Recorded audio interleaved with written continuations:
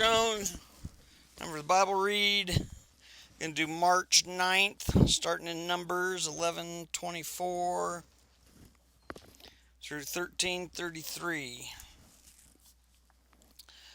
So Moses went out and reported the Lord's word to the people. He gathered the 70 elders and stationed them around the tabernacle, and the Lord came down in a cloud and spoke to Moses.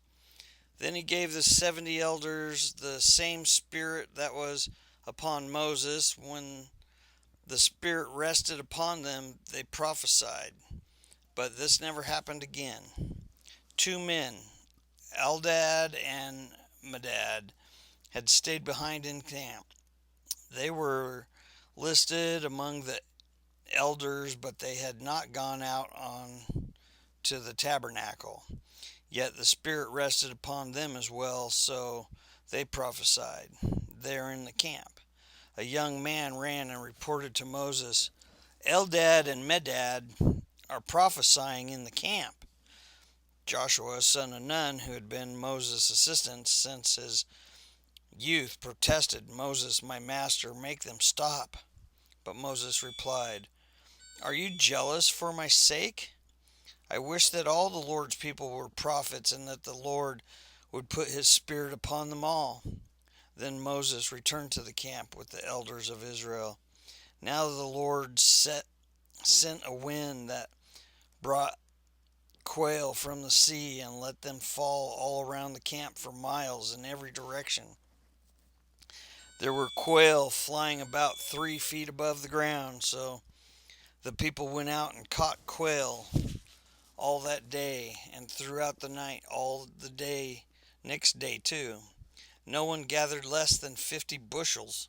They spread the quail all around the camp to dry, but while they were gorging themselves on the meat, while it was still in their mouths, the anger of the Lord blazed against the people, and he struck them with a severe plague, so that the place was called Kibroth Hattaavah, which means graves of the gluttony, because there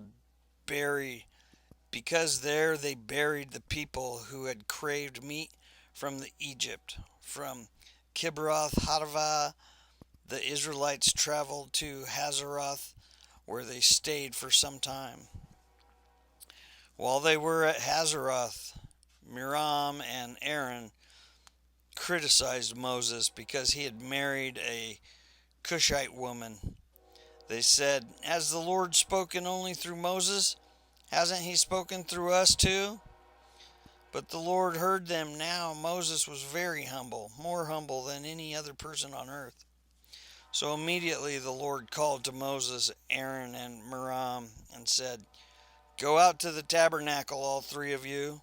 So the 3 of them went to the tabernacle. Then the Lord descended in the pillar of cloud and stood at the entrance of the tabernacle. Aaron and Miriam he called, and they stepped forward. And the Lord said to them, Now listen to what I say. If there were prophets among you, I, the Lord, would reveal myself in visions. I would speak to them in dreams, but not with my servant Moses. Of all my house, he is the one I trust. I speak to him face to face, clearly and not in riddles. He sees the Lord as he is. So why were you not afraid to criticize my servant Moses? The Lord was very angry with them, and he departed. As the cloud moved from above the tabernacle, there stood Miriam, her skin as white as snow from leprosy. When Aaron saw that what had happened to her, he cried out to Moses, Oh, my master, please don't punish us for this sin we have so foolishly committed. Don't let her be like a stillborn baby already decayed at birth. So Moses cried out to the Lord, Oh God, I beg you, please heal her. But the Lord said to Moses, If her father had done nothing more than spit in her face, wouldn't she be defiled for 7 days? So keep her outside the camp for 7 days, and after that she may be accepted back. So Miriam was kept outside the camp for 7 days, and the people waited until she was brought back before they traveled again. Then they left Hazeroth and camped in the wilderness of Paran. The Lord now said to Moses, "Send out men to explore the land of Canaan and the land I am giving to the Israelites. Send one leader from each of the 12 ancestral tribes." So Moses did as the Lord commanded him. He sent out 12 men, all tribal leaders of Israel, from their camp in the wilderness of Paran. There were the tribes and the names of their leaders. The tribe Reuben, Shammua son of Zechar. Tribe Simeon, Saphat son of Hori. Judah, Caleb son of Jephunneh. Issachar, Igal son of Joseph. Ephraim, Hosea son of Nun. Benjamin, Plati son of Raphu. Zebulun, Gaddiel son of Sodi. Manasseh son of Joseph. Gadi son of Susi. Dan, Amiel son of Gemali. Asher, Sether son of Michael. Naphtali, Nabi son of Vosi. Gad, Gul son of Makai. These are the names of the men Moses sent out to explore the land. Moses called Hosea son of Nun by the name Joshua. Moses gave the men these instructions as he sent them out to explore the land. Go north through the Negev into the hill country. See what the land is like and find out whether the people living there are strong or weak, few or many. See what kind of land they live in. Is it good or bad? Do their towns have walls or are they unprotected like open camps? Is the soil fertile or poor? Are there many trees? Do your best to bring back samples of the crops you see. It happened to the season for harvesting the first ripe grapes. So they went up and explored the land from the wilderness of Zin as far as Rehob near Lebo Hamath. Going north, they passed through the Negev and arrived at Hebron, where Haman, Sheshai, and Talmai, all descendants of Anak, lived. The ancient town of Hebron was founded 7 years before the Egyptian city of Zon. When they came to the valley of Eshcol, they cut down a branch with a single cluster of grapes so large that it took 2 of them to carry it on a pole between them. That's a big cluster of grapes. They also brought back samples of the pomegranates and figs. That place was called the Valley of Eshcol, which means cluster, because of the cluster of grapes the Israelite men cut here. After exploring the land for 40 days, the men returned to Moses and Aaron and the whole community of Israel at Kadesh in the wilderness of Paran. They reported to the whole community what they had seen and showed them the fruit they had taken from the land. This was their report to Moses. We entered the land you sent us to explore, and it is indeed a bountiful country, a land flowing with milk and honey. Here is the kind of fruit it produces, but the people living there are powerful, and their towns are large and fortified. We even saw giants there, the descendants of the Anakai. The Amalekites live in the Negev, and the Hittites, Jebusites, and the Amorites live in the hill country. The Canaanites live along the coast of the Mediterranean Sea and along the Jordan Valley. But Caleb tried to quiet the people as they stood before Moses. "Let's go at once to take the land," he said. "We can certainly conquer it." But the other men who had explored the land with him disagreed. "We can't go up against them. They are stronger than we are." So they spread this bad report about the land among the Israelites. "The land we traveled through and explored will devour anyone who goes there to live. All the people we saw were huge. We even saw giants, the descendants of the Anaki. Next to them, we felt like grasshoppers, and that's what they thought too." And there you go, the Anaki. The people of the fallen angels were the Anaki, and they were giants. They were like 36 feet tall, which, yeah, 36, Tom, 26 to 36 foot tall were the Anakis, which would make you the size of a grasshopper next to them.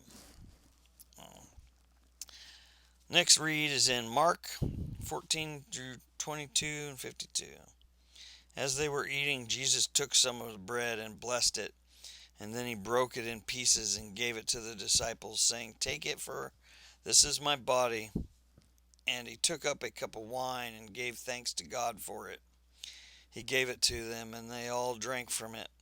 And he said to them, "This is my blood, which confirms the covenant between God and his people. It is poured out as a sacrifice for many. I tell you the truth, I will not drink wine again until the day I drink it in the new kingdom of God." And then they sang a hymn and went out to the Mount of Olives.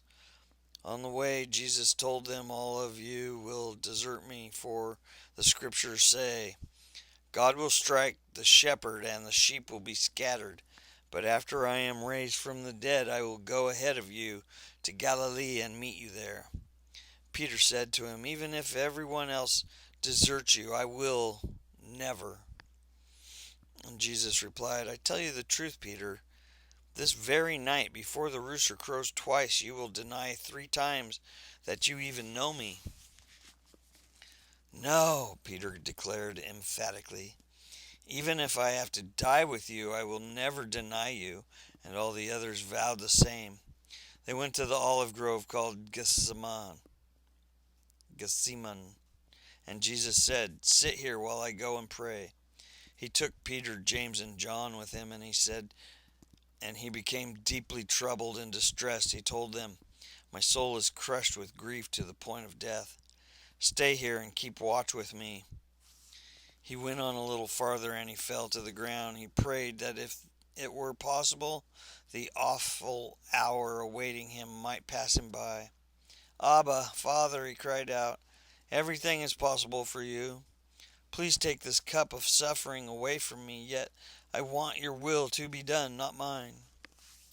Then he returned and found the disciples asleep. He said to Peter, "Simon, are you asleep? Couldn't you watch with me even 1 hour? Keep watch and pray so that you will not give in to temptation. For the spirit is willing, but the body is weak." And then Jesus left them again, prayed the same prayer as before. And when he returned them again, he found them sleeping, for they couldn't keep their eyes open, and they didn't know what to say. When he returned to them the 3rd time, he said, "Go ahead and sleep. Have your rest, but no, the time has come. The Son of Man is betrayed into the hands of sinners. Up, let's go. Be going. Look, my betrayer is here." And immediately, even as Jesus said this, Judas, one of the 12 disciples, arrived with a crowd of men armed with swords and clubs. They had been sent by the leading priests, the teachers of religious law, and the elders. The traitor Judas had given them a prearranged signal. "You will know which one to arrest when I greet him with a kiss. Then you can take him away under guard." As soon as they arrived, Judas walked to Jesus. "Rabbi," he exclaimed, and gave him the kiss. Then the others grabbed Jesus and arrested him, but one of the men with Jesus pulled out his sword and struck the high priest's slave, slashing off his ear. Jesus asked them, "Am I some dangerous revolutionary that you come with swords and clubs to arrest me? Why didn't you arrest me in the temple? I was there among you, teaching every day. But these things are happening to fulfill what Scripture says about me." Then all his disciples deserted him and ran away. One young man following behind was clothed only in a long linen shirt. When the mob tried to grab him, he slipped out of his shirt and ran away naked. Nice. Then Psalms 52, 1 through 9. "Why do you boast about your crimes, great warrior? Don't you realize God's justice continues forever? All day long you plot destruction. Your tongue cuts like a sharp razor. You're an expert at telling lies. You love evil more than good and lies more than truth. You love to destroy others with your words, you liar. But God will strike you down once and for all. He will pull you from your home and uproot you from the land of the living. The righteous will see it and be amazed, and they will say, "Look what happens to mighty warriors who do not trust in God. They trust their wealth instead, and grow more and more bold in their wickedness. But I am like an olive tree thriving in the house of God. I will always trust in God's unfailing love. I will praise you forever, O God, for what you have done. I will trust in your good name in the presence of your faithful people." And then some Proverbs 11:1 through 3. The Lord detests the use of dishonest scales, but he delights in the accurate weights. Pride leads to disgrace, but with humility comes wisdom. Honesty guides good people, dishonesty destroys treacherous people. That's the read for March 9th. God bless you.